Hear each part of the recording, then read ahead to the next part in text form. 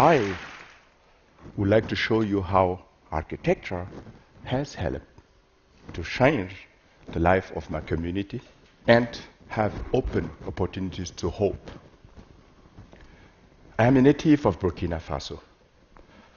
According to the World Bank, Burkina Faso is one of the poorest countries in the world.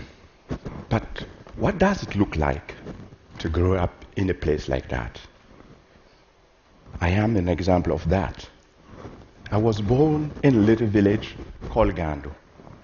In Gando, there was no electricity, no access to clean drinking water, and no school. But my father wanted me to learn how to read and write. For this reason, I have to leave my family when I was 7 and to stay in a city far away from my village with no contact to my family. In this place, I sat in a class like that with more than 150 other kids, and for 6 years. And this time, it just happened to me to come to school to realize that my classmate was died. Today, not so much has changed. There is still no electricity in my village. People still die in Burkina Faso, and access to clean drinking water is still a big problem. I had a luck. I was lucky because this is fact of life when you grow up in a place like that. But I was lucky. I had a scholarship. I could go to Germany to study. So now, I suppose I don't need to explain to you how great a privilege it is for me to be standing before you today. From Gando, my home village in Burkina Faso, to Berlin in Germany to become an architect is a big step. So, but what to do with this privilege? Since as a student, I wanted to open up better opportunities to other kids in Gando. I just wanted to use my skills and build a school. But how do you do when you're still a student and you don't have money? Oh yes, I started to make drawings and ask for money. Fundraising was not an easy task.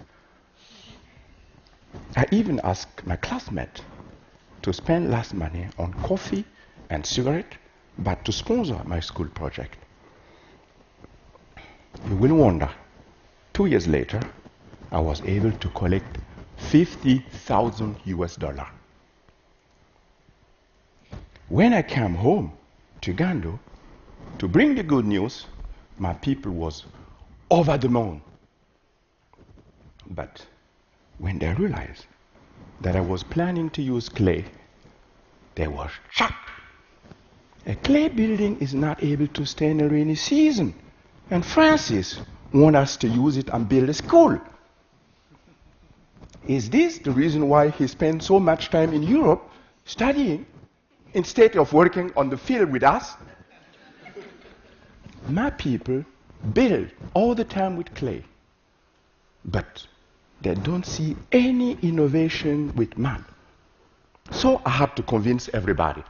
I started to speak with the community, and I could convince everybody, and we could start to work. And the women, the men, everybody from the village was part of this building process.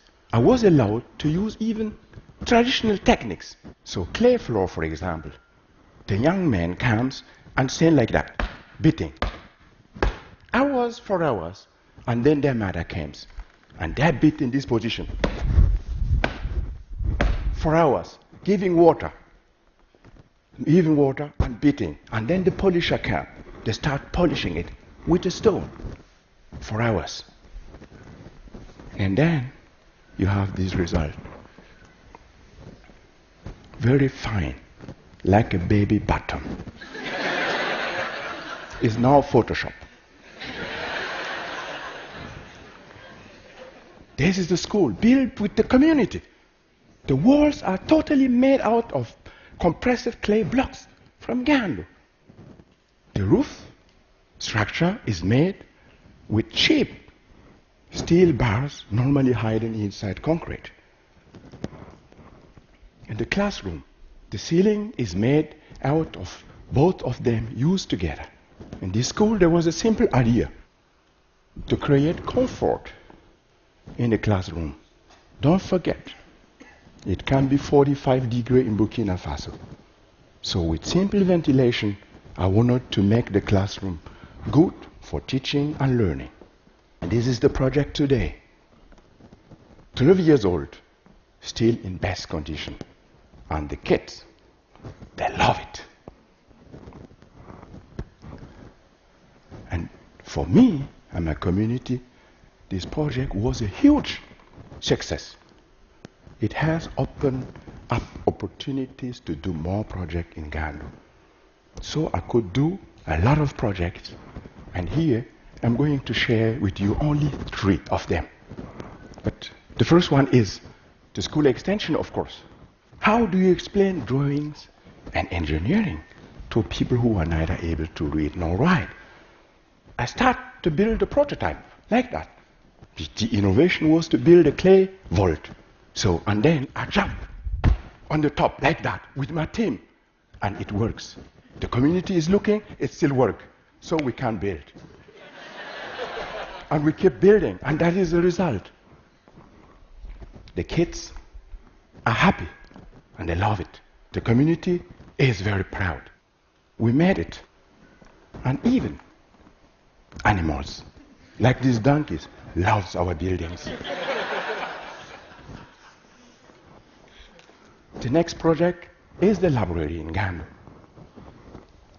As you know, we try to introduce different ideas in our buildings, but we often don't have so much material. Something we have in Gando are clay pots.